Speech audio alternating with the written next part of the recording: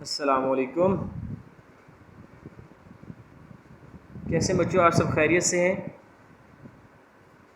تو آج کا جو ہمارا لیکچر ہے بچوں وہ ہے حمد پر۔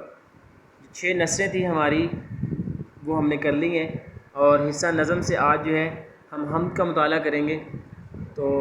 حمد کے مطالعے سے پہلے جو اس کے شاعر ہیں ان کا تھوڑا سا تعارف دیکھ لیں کہ اس کو لکھنے والے ہیں حفیظ جلندری، جو کہ 1900 میں پیدا ہوئے اور 1982 میں آپ کا وصال ہوا۔ تخلص آپ کا تھا حفیظ، آپ جلندر میں پیدا ہوئے تو اس لیے آپ کے نام کے ساتھ جلندری، یعنی کہ اسے سب کاس کہا جاتا ہے کہ علاقے کی نسبت سے جب لگتا ہے، ٹھیک ہے، تو آپ جلندری اپنے نام کے ساتھ لکھ کے حفیظ جلندری، ٹھیک ہے نا، لکھا کرتے تھے۔ اور آپ کی جو مشہور کتابیں ہیں ان میں شاہ نامہ اسلام ہے اور چونٹی نامہ ہے، یہ دو جو ہے نا کافی مشہور کتابیں ہیں آپ کی۔ اب آتے ہیں ہم حمد کی طرف۔ جیسے کہ آپ کو پتہ ہے کہ حمد وہ نظم ہوتی ہے جس میں اللہ کی تعریف کی جائے، جس میں خالصتاً صرف اور صرف اللہ کی تعریف کی جائے۔ تو پہلے شعر کی طرف ہم آتے ہیں۔ اسی نے ایک حرف کن سے پیدا کر دیا عالم، اسی نے ایک حرف کن سے پیدا کر دیا عالم،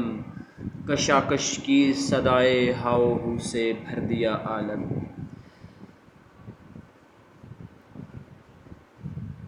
شاعر جو ہے وہ اللہ تعالیٰ کی حمد و ثنا بیان کرتے ہوئے یہاں پہ اللہ تعالیٰ کی جو صفت ہے اس کو بیان کر رہے ہیں، ٹھیک ہے نا۔ اور شاعر یہ کہہ رہے ہیں کہ اللہ ہی وہ ذات ہے جس نے صرف اور صرف ایک لفظ کن کہا اور اس ساری کائنات کو وجود دے دیا، یعنی کہ اس نے اپنے ایک لفظ کن سے اس کا ساری کائنات کو وجود دیا، ٹھیک ہے نا۔ نہ صرف وجود دیا بلکہ کشاکش کی صدائے ہاؤ ہو سے بھر دیا عالم۔ کشاکش کہتے ہیں چہل پہل کو، اور ہاؤ ہو کہتے ہیں شور غل، ٹھیک ہے نا۔ یعنی کہ اللہ تعالیٰ نے اپنے ایک لفظ کن سے اس پوری کائنات کو پیدا کیا، نہ صرف پیدا کیا بلکہ اس ساری کائنات کو چہل پہل اور رونقوں کا مرکز بنا دیا، ٹھیک ہے نا، طرح طرح کی مخلوقات سے اسے بھر دیا۔ یعنی کہ شاعر جو ہے نا وہ پہلے مصرعے میں اللہ تعالیٰ کی تعریف بیان کرتے ہوئے کہہ رہے ہیں کہ اے اللہ، تو ہی وہ ذات ہے،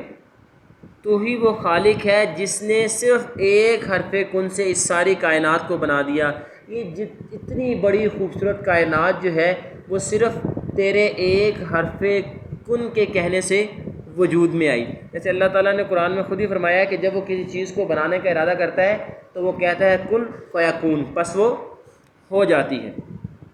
ٹھیک ہے۔ دوسرے مصرعے میں شاعر جو ہے نا وہ اپنی بات کو مزید بڑھا رہا ہے کہ اللہ تعالیٰ نے نہ صرف اس کائنات کو جو ہے نا وہ حرف کن سے پیدا کیا، ٹھیک ہے نا، بلکہ اس کو طرح طرح کی رونقوں کا مرکز بنا دیا، چہل پہل کا مرکز بنا دیا۔ انسان آسمان کی طرف دیکھے تو آسمان کو اللہ نے ستاروں سے سجا دیا، ٹھیک ہے نا۔ زمین کو دیکھے تو اللہ تعالیٰ نے طرح طرح کی مخلوقات، انسان، چرند پرند، جانور پیدا کر دیے۔ یعنی کہ اللہ تعالیٰ نے اس کائنات کو نہ صرف بنایا بلکہ اس کو رونقوں کا مرکز بھی بنایا، ٹھیک ہے نا، تاکہ کوئی جو ہے نا وہ اس دنیا میں آ کے وہ اس کائنات کو دیکھ کے بیزاری محسوس نہ کرے۔ اللہ تعالیٰ نے انتہائی خوبصورت جو ہے نا اس کائنات کو طرح طرح کے رنگوں سے سجا دیا۔ آپ دیکھیں صحرا دیکھیں اور سمندر دیکھیں، آسمان دیکھیں، دن کا آنا رات کا جانا، ٹھیک ہے نا، طرح طرح کے جانوروں کا، طرح طرح کے پھل، طرح طرح کے اناج اللہ تعالیٰ نے پیدا کر دیے، اور طرح طرح کی مخلوقات جو ہے نا اللہ تعالیٰ نے پیدا کی، سب کے سب انسان کے لیے پیدا کی۔ یعنی کہ یہاں پہ شاعر جو ہے وہ اللہ تعالیٰ کی کیا کر رہا ہے کہ اللہ تعالیٰ کی بڑائی اور عظمت بیان کر رہا ہے کہ یہ صرف اللہ ہی کی طاقت ہے کہ جس نے ایک حرف کن سے اس کائنات کو پیدا کیا، نہ صرف پیدا کیا بلکہ اس کو گہما گہمی کا اور چہل پہل کا مرکز بنایا۔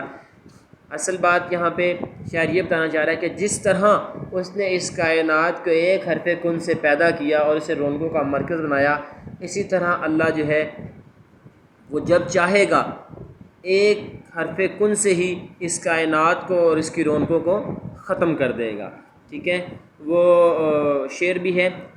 اللہ نے کہا کن تو معن ہو گیا قائم، یہ غلغلہ و سلسلہ ارض و سماوات. ٹھیک ہے. دوسرے شعر کی طرف آتے ہیں، نظام آسمانی ہے اسی کی حکمرانی سے، بہار جاویدانی ہے اسی کی باغبانی سے. بہار جاویدانی ہوتی ہے ہمیشہ رہنے والی بہار. ٹھیک ہے. اور باغبانی ہوتی ہے باغبان سے ہے حفاظت کرنے والا. پہلے مصرے میں شعر کہہ رہا ہے کہ یہ جو نظام آسمانی ہے نا، سورج کا نظام ہے، چاند کا نظام ہے، ٹھیک ہے، اور ہواؤں کا چلنا، بادلوں کا برسنا، ٹھیک ہے نا، یعنی اور ستاروں کا جو ہے نا وجود بھی آنا، پھر ستاروں کا ختم ہو جانا، یعنی کہ یہ جو نظام شمسی اور نظام قمری ہے، اور یہ جو بارشوں کا اور ہواؤں کا نظام ہے، یعنی کہ زمین پر ہی صرف اللہ کی حکمرانی نہیں ہے، بلکہ آسمان کا جو نظام ہے، یعنی کہ آسمانی جو نظام ہے، جو کہ سورج کا، چاند کا، ستاروں کا، ٹھیک ہے نا، اور ہواؤں کا، بارشوں کا، یہ سب کے سب بھی اللہ تعالیٰ کے قبضہ قدرت میں ہے. اللہ تعالیٰ ہی ہے جس کی حکمرانی چلتی ہے. سورج بھی اللہ کے حکم کا پابند ہے، چاند بھی اللہ کے حکم کا پابند ہے، ہوائیں چلتی ہیں اس کی مرضی سے چلتی ہیں، ٹھیک ہے نا، بادل برستے ہیں اس کی مرضی سے برستے ہیں. وہ جہاں چاہے برساتا ہے، جہاں چاہے نہ برسائے، جب چاہے سورج طلوع ہو، جب چاہے سورج طلوع نہ ہو، جب اس کا دل کرے، ٹھیک ہے نا، چاند جو ہے نا وہ نظر آئے، جب اس کا دل کرے چاند جو ہے وہ نظر نہ آئے. اور یہ ساری کے ساری یعنی کہ آسمانی نظام نہ صرف زمین پہ اللہ تعالیٰ کی حکومت ہے، بلکہ نظام جو ہے آسمان کا جو نظام ہے، جو کہ انسان کو نظر آتا ہے، انسان آسمان پہ نظر اٹھا کر دیکھے تو وہ حیران رہ جاتا ہے. تو وہ جو نظام ہے آسمان کا نظام جو ہے، اس پر بھی صرف اور صرف اللہ تعالیٰ کی حکمرانی ہے. اور اللہ تعالیٰ قرآن میں بھی یہ چیزیں اللہ تعالیٰ نے کیوں پیدا کی، اصل میں ان کا مقصد صرف یہ کہ ہے کہ اللہ انسان ان کو دیکھے اور جو ہے نا وہ اللہ کی بندگی میں آئے. اللہ نے قرآن میں بھی ذکر کیا ہے کہ نہ سورج کی مجال ہے کہ وہ چاند کو جا پکڑے، اور نہ چاند کی مجال ہے کہ وہ سورج کو جا پکڑے. ٹھیک ہے نا، سب اپنے اپنے دائرے میں تیر رہے ہیں. ایسے لگتا ہے کوئی ذات ہے جس نے ان کو تھام رکھا ہے، ٹھیک ہے نا، جو ہے نا جس کے حکم کے یہ پابند ہیں. سائنسدان آج یہ کہتے ہیں کہ اگر سورج اپنی جو مدار کے گرد، یعنی کہ جو سورج گردش کرتا ہے، ٹھیک ہے نا، یعنی کہ اگر سورج ایک مائکرو سیکنڈ بھی اس میں ذرا سا بھی تغیر اور تبدیلی آئے تو یہ ساری کائنات تباہ ہو جائے گی. یعنی کہ اتنا پیچیدہ نظام ہے آسمان کا. آپ دیکھیں سورج کا، زمین کا، چاند کا، ہواؤں کا، بارشوں کا، اتنا پیچیدہ نظام ہے، اتنا پیچیدہ.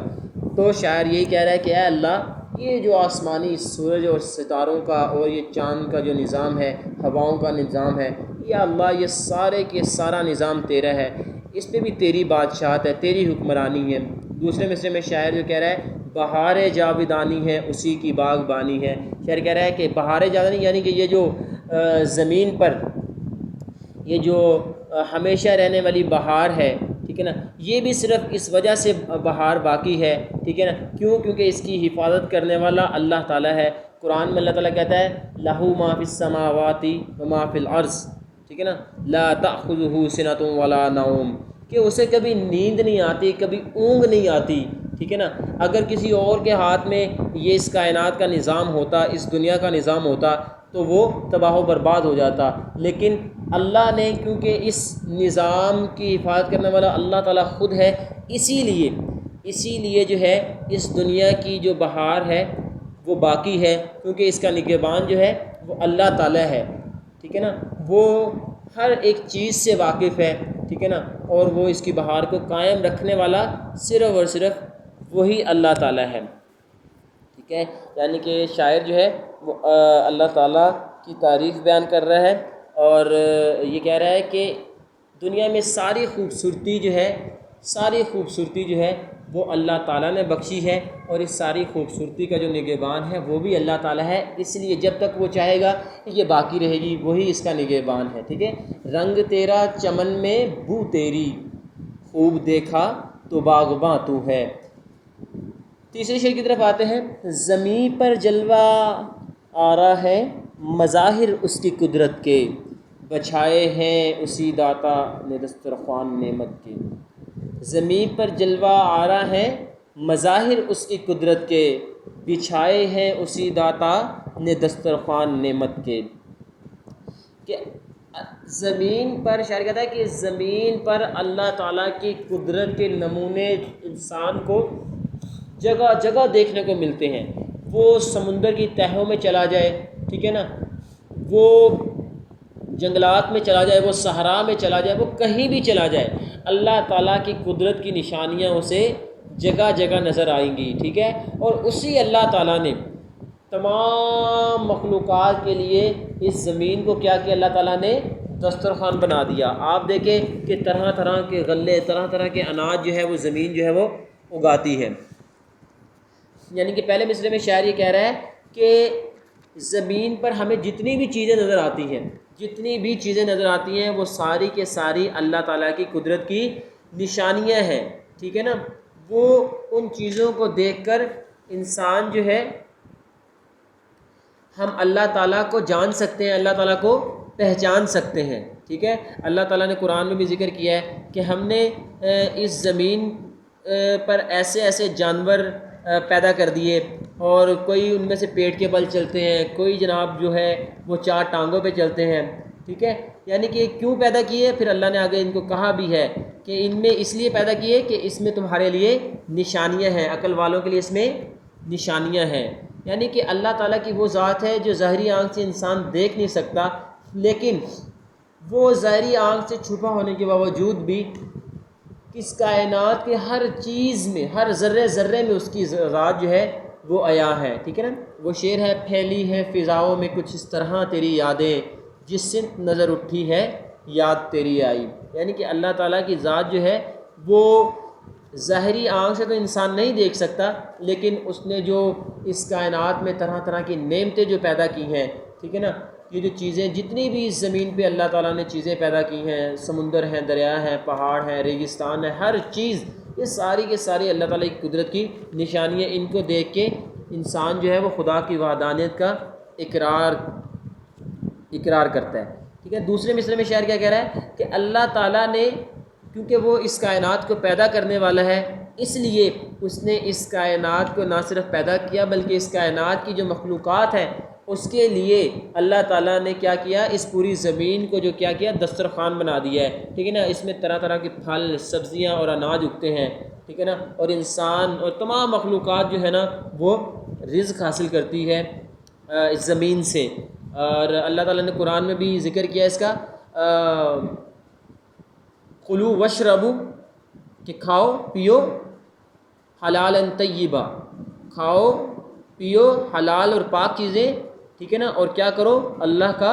شکر ادا کرو، اور اللہ کا شکر ادا کرو۔ یعنی کہ یہ ساری نعمتیں اللہ تعالیٰ نے انسان کو بخشی ہیں، اس سے ان سب کو دیکھ کر اور اس کی نعمتوں کو کھا کر انسان کے اندر اللہ تعالیٰ کی بندگی اور شکر کا مادہ پیدا ہونا چاہیے، ٹھیک ہے۔ اچھا جی، اگلا شعر ہے، یہ سرد و گرم، خشک و تر، اجالا اور تاریکی، نظر آتی ہے سب میں شان اسی ذات باری کی۔ شاعر کہتا ہے کہ اللہ تعالیٰ نے اس کائنات کو پیدا کیا اور ہر چیز کی ضد رکھی ہے۔ اگر سردی ہے تو اس کی ضد گرمی ہے، اگر خشکی ہے تو اس کی ضد جو ہے نا وہ تری ہے، اگر اجالا رکھا ہے تو اس کی ضد جو ہے نا تاریکی ہے۔ یعنی کہ اللہ تعالیٰ نے جو ہے نا وہ ہر چیز کی ضد کو پیدا کیا، اور کیوں پیدا کیا، کیوں، نظر آتی ہے سب میں شان اسی ذات باری کی، کہ یہ سردی گرمی کا آنا، ٹھیک ہے نا، اور خشکی اور تری یعنی کہ سمندروں کا اور خشکی کا نظام جو ہے، اور دن کا رات میں تبدیل ہو جانا اور رات کا دن میں تبدیل ہو جانا، یہ ساری کے ساری جو ہے نا، یہ ساری کے ساری اللہ تعالیٰ کی قدرت کی نشانیاں ہیں۔ ان سب میں اللہ تعالیٰ کی جو ہے نا وہ شان، اللہ تعالیٰ کی عظمت نظر آتی ہے کہ اللہ تعالیٰ نے طرح طرح کے موسم پیدا کر دیے، ٹھیک ہے نا، اتنے بڑے بڑے سمندر اللہ نے پیدا کیے، اور صحرا، اتنے بڑے بڑے صحرا اللہ نے پیدا کر دیے، ٹھیک ہے نا، اور پھر اللہ نے دن رات کو پیدا کیا، تاکہ انسان جو ہے نا اللہ تعالیٰ کی ذات کو پہچانے، ٹھیک ہے نا، کیونکہ یہ ساری کے ساری اللہ تعالیٰ کی قدرت کی نشانیاں ہیں، ان کو دیکھ کے انسان جو ہے وہ اللہ تعالیٰ کے قریب ہو سکتا ہے، ان کو پہچان کے اللہ تعالیٰ کے قریب ہو سکتا ہے، کیونکہ اللہ تعالیٰ قرآن میں بھی ذکر کرتا ہے کہ اصل وہ کیا ہے، وہی اللہ ہے کہ جس نے زمین اور آسمان کو 7 دنوں میں پیدا کیا، 7 دنوں میں پیدا کیا، یعنی کہ یہ سارا نظام جو ہے اللہ تعالیٰ نے پیدا کیا ہے، ٹھیک ہے، اور جو کچھ بھی ہے اس کے اندر وہ اللہ تعالیٰ کی جو ہے نا وہ ذات، اللہ تعالیٰ کی جو عظمت اور اس کی شان کو بیان کرتی ہے، ٹھیک ہے۔ وہ شعر ہے نا، پھولوں کی مہک میں تو، انجمن کی جھلک میں تو، وہ رنگ صبا تیرا، یہ شان ادا تیری، یعنی کہ اللہ تعالیٰ نے یہ ساری چیزوں کو پیدا کیا تاکہ انسان جو ہے نا ان سب کو دیکھ کے اللہ تعالیٰ کی عظمت اور اس کی شان کو بیان کرے اور اللہ تعالیٰ کی ذات کو پہچانے اور اس کی بندگی میں آئے، ٹھیک ہے۔ اچھا جی، اگلا شعر ہے، وہی ہے کائنات اور اس کی مخلوقات کا خالق، نباتات و جمادات اور حیوانات کا خالق، یعنی کہ اللہ تعالیٰ، شاعر کے اللہ کی عظمت بیان کرتے ہوئے کہہ رہا ہے کہ اللہ تعالیٰ ہی ہے جس نے اس کائنات کو پیدا کیا، نہ صرف اس کائنات کو پیدا کیا بلکہ اس کائنات کی جتنی مخلوقات ہیں ان سب کو پیدا کرنے والا بھی صرف اور صرف کون ہے؟ اللہ تعالیٰ ہی ہے۔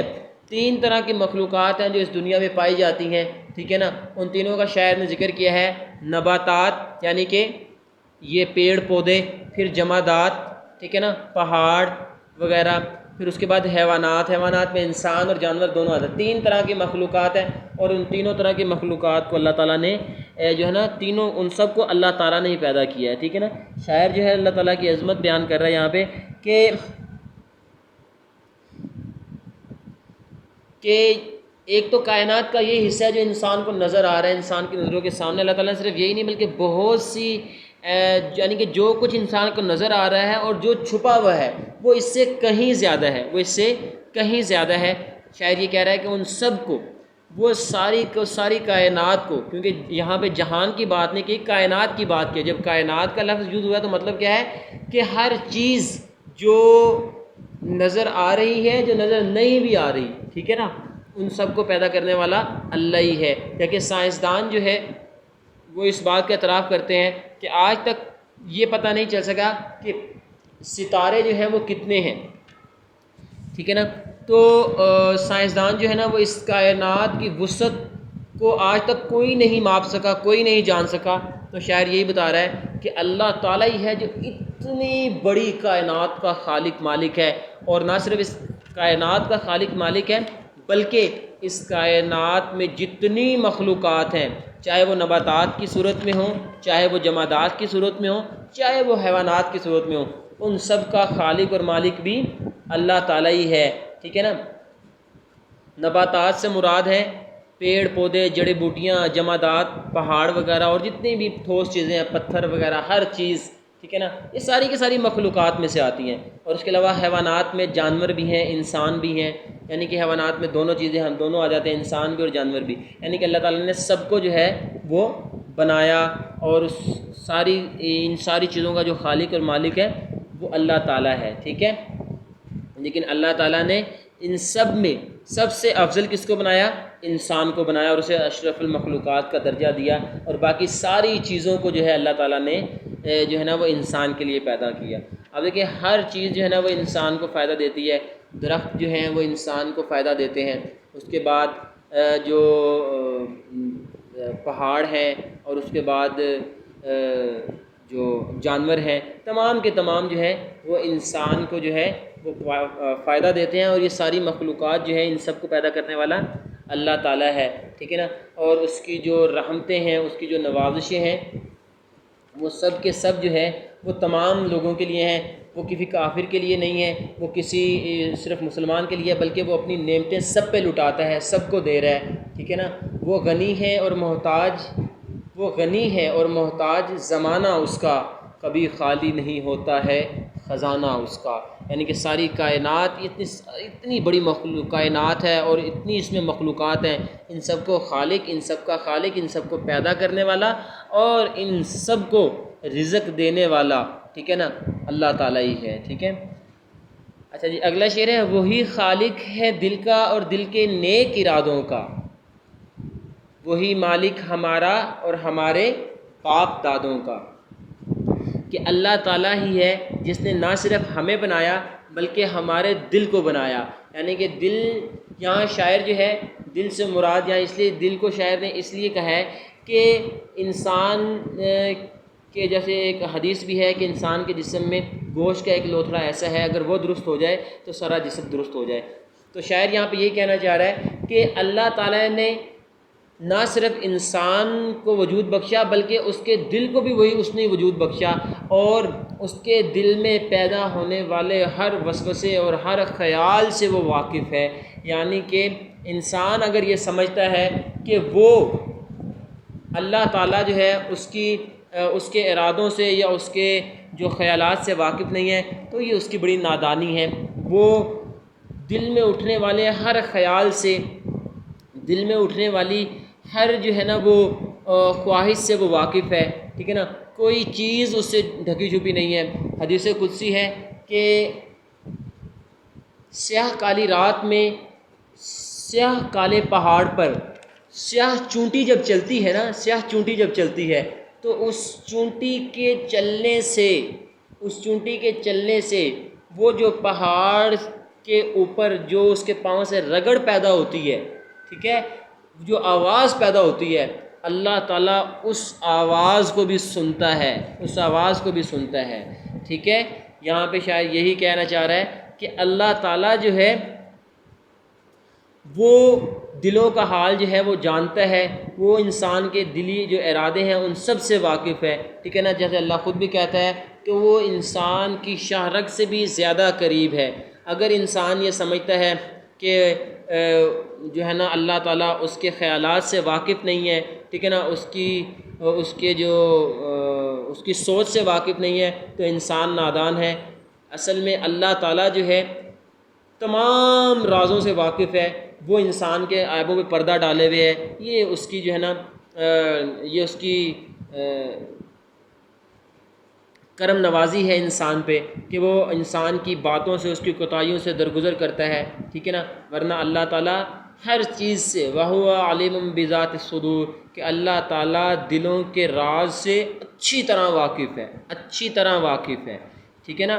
لیکن وہ کیا کرتا ہے کہ وہ پردہ ڈالے ہوئے، ہر انسان کے عیب پہ پردہ ڈالے ہوئے ہے۔ نہ صرف اس نے انسان کو بنایا بلکہ جو انسان کے اندر جو دل ہے اور جو دل کے اندر جو احساسات پیدا ہوتے ہیں ان کا بھی خالق وہی ہے، ان خیالات کو جاننے والا بھی وہی ہے، ٹھیک ہے۔ اور دوسرے مصرع میں شاعر کہہ رہا ہے وہی مالک ہمارا ہے، وہی مالک ہمارا اور ہمارے باپ دادوں کا، یعنی کہ دوسرے مصرع میں شاعر یہ کہہ رہا ہے کہ اللہ تعالیٰ جو ہے نا صرف ہمارا ہی خالق نہیں ہے بلکہ ہمارے جو باپ دادا ہیں، ٹھیک ہے نا، اور جو ہمارے سے بعد آنے والی ہماری نسلیں ہیں ان کا خالق بھی اللہ تعالیٰ ہے، ٹھیک ہے نا۔ اصل میں شاعر یہ کہنا کیوں چاہ رہا ہے کہ اصل میں شاعر کہنا یہ چاہ رہا ہے کہ جب وہ ہمارے دل کا خالق ہے، ہمارے دل کے تمام ارادوں سے وہ واقف ہے، جب ہمارا بھی خالق وہ ہے، ہمارے باپ دادا کا بھی خالق وہ ہے، ٹھیک ہے نا، اور ہماری جو آگے آنے والی نسلیں ہیں ان کا خالق بھی اللہ تعالیٰ ہے، تو پھر ہمیں جو ہے نا اس کے احکام سے روح گردنی نہیں کرنی چاہیے، ٹھیک ہے نا، ہمیں اس کے احکام سے منہ نہیں موڑنا چاہیے بلکہ اس کی بندگی میں آنا چاہیے۔ زندگی کا لطف بھی اس کی بندگی میں ہے، اس کی اطاعت میں ہے، اس کی فرما برداری میں ہے۔ قرآن میں بھی اللہ نے ذکر کیا ہے کہ وہ قرآن کی آیت ہے وَمَا خَلَقْتُ الْجِنَّ وَالْإِنسَ إِلَّا لِيَعْبُدُونَ، کہ اللہ تعالیٰ نے پیدا کیا انسانوں اور جنوں کو اپنی بندگی کے لیے۔ قرآن کی ایک اور بھی آیت ہے کہ الذی خلق الموت والحیات لیبلوکم ایکم احسن عملا، کہ اللہ تعالیٰ نے پیدا کیا زندگی اور موت کو کہ وہ دیکھ سکے کہ تم میں کون اچھے اور نیک عمل کرتا ہے۔ تو شاعر یہاں اللہ تعالیٰ کی جو ہے نا وہ عظمت اور بڑائی بیان کرنے کے ساتھ ساتھ اصل میں یہ پیغام دینا چاہ رہا ہے کہ جب ہمارے دل کے ارادوں کا خالق وہی ہے، ہمارے باپ دادا کا خالق وہی ہے، ہماری آگے ہماری نسلوں کا خالق وہی ہے، تو پھر ہمیں جو ہے نا اس کی بندگی میں آنا ہی ہمارے لیے بہتری ہے، ٹھیک ہے نا، ورنہ ہمارے لیے بربادی ہی بربادی ہے، ٹھیک ہے۔ اچھا جی، اگلا شعر ہے، بشر کو فطرت اسلام پر پیدا کیا جس نے، محمد مصطفیٰ کے نام پر شیدا کیا جس نے۔ شاعر جو ہے نا اللہ تعالیٰ کی حمد و ثنا بیان کرتے ہوئے کیا کہہ رہے ہیں کہ اللہ تعالیٰ نے ہر انسان کو فطرت اسلام پہ پیدا کیا۔ اسلام یعنی کہ اس کائنات میں حضرت آدم علیہ السلام سے لے کر قیامت کی صبح تک جو شخص بھی اس کائنات میں آئے گا، پیدا ہوگا، وہ اسلام کی فطرت پہ پیدا ہوگا، ٹھیک ہے۔ اور دوسرے مصرعے میں شاعر یہ بتا رہا ہے کہ اور اللہ تعالیٰ نے ہر مسلمان کے دل میں اللہ کے رسول کی محبت جو ہے نا وہ ڈال دی ہے۔ اللہ کے رسول کی محبت ہر مسلمان کے دل میں پیوست ہے، ٹھیک ہے نا۔ یعنی کہ شاعری کہا جا رہا ہے کہ یہ کہ ہر انسان جو ہے وہ فطرت اسلام پہ پیدا ہوتا ہے۔ اللہ رسول کی اس پہ ایک حدیث بھی ہے کہ ہر بچہ فطرت اسلام پر پیدا ہوتا ہے، بعد میں اس کے والدین ہیں جو اسے یہودی نصرانی بنا دیتے ہیں، ٹھیک ہے نا، اور اللہ کے نزدیک سب سے پسندیدہ دین بھی اسلام ہے، ٹھیک ہے نا۔ اور اصل میں یہاں پہ مطلب کیا ہے، شاعر بتانا کیا چاہ رہا ہے کہ اللہ نے جب ہر انسان کو فطرت اسلام پر پیدا کیا، یعنی کہ دین جو ہے وہ جو ہے نا انسانی فطرت ہے، اسلام جو ہے نا وہ انسان کی فطرت کے عین مطابق ہے، ٹھیک ہے نا۔ انسان کی ہر چیز کے لیے وہ رہنمائی کرتا ہے، انسان کے پیدا ہونے سے لے کر مرنے تک، بلکہ مرنے سے بعد والی جو زندگی ہے اسلام اس کے بارے میں بھی رہنمائی کرتا ہے۔ اسلام بالکل عین جو ہے نا دین فطرت ہے، ٹھیک ہے نا۔ اس لیے اللہ تعالیٰ نے جو ہے نا ہر جو انسان جو دنیا میں پیدا ہوا ہے اور جو ہوگا وہ اسلام کی فطرت میں پیدا ہوگا، بعد میں اس کا ماحول یا اس کے جو اپنے اطوار ہیں وہ جو ہے نا وہ اسے جو بنا دیں، ٹھیک ہے، ورنہ اللہ تعالیٰ نے ہر انسان کے اندر نیکی کا مادہ اور حقیقت کو پہچاننے کا مادہ اللہ نے رکھا ہے۔ اگر ہر انسان سے، اللہ بار بار قرآن میں اس بات کا ذکر کرتا ہے، افلا یتدبرون القرآن، کہ تم قرآن پہ، تمہیں کیا ہوا کہ تم قرآن پہ غور و فکر نہیں کرتے۔ پھر اللہ کہتا ہے کہ تمہیں کیا ہوا کہ تم آسمانوں پر، پہاڑوں پر، یعنی کہ جو نعمتیں اللہ نے دی ہیں اللہ ان کا ذکر کر کے کہتا ہے کہ تم ان پر غور نہیں کرتے کہ کوئی ہے جس نے تمہیں بنایا ہے، ٹھیک ہے نا، اور تمہیں اسی کی بندگی میں آنا چاہیے۔ تو یہاں پہ شاعر کے بتانے کا مقصد یہ کہ اللہ نے ہر انسان کو دین اسلام کی فطرت پہ پیدا کیا، کیوں؟ کیونکہ اسلام عین جو ہے نا فطری دین ہے۔ دنیا کا کوئی مذہب بھی، کوئی مذہب، صرف کیونکہ باقی مذاہب، اسلام دین صرف اسلام ہے، باقی جو مذاہب ہیں چاہے وہ ہندو ہیں، چاہے وہ عیسائی ہیں، چاہے وہ سکھ ہیں، چاہے وہ نصرانی ہیں، چاہے وہ یہودی ہیں، چاہے وہ جو ہے نا وہ بدھ مت کے پیروکار ہیں، جتنے بھی ہیں، جتنے بھی مذاہب باقی سارے کے سارے ہیں، کوئی بھی انسان کی مکمل رہنمائی نہیں کرتا۔ اسلام جو ہے وہ جسے کہتے ہیں نا کہ